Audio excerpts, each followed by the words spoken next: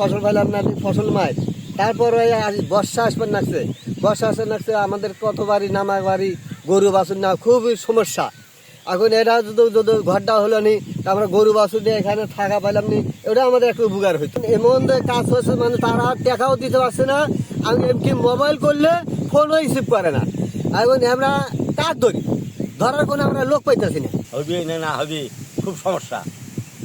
এটা জমি ফেলে দিলাম, আবার আমাদের করে যাবেই না, এখন তারা তো এখন দাম ফেলে দিয়ে আসে। আমাদের এই আশ্রয় কেন্দ্রের কাজটা দ্রুত গতিতে হলে আমাদের লোক অনেক আশ্রয় নিত। বন্যার টাইমে আমার এখানে প্রায় 12 বিঘা জমি এখানে মনে করেন ক্ষতিগ্রস্ত, লোকজনের 12 বিঘা জমি ক্ষতিগ্রস্ত। এখানে 6-7 মাস থাকি কাজ হচ্ছে না, কাজ বন্ধ আছে।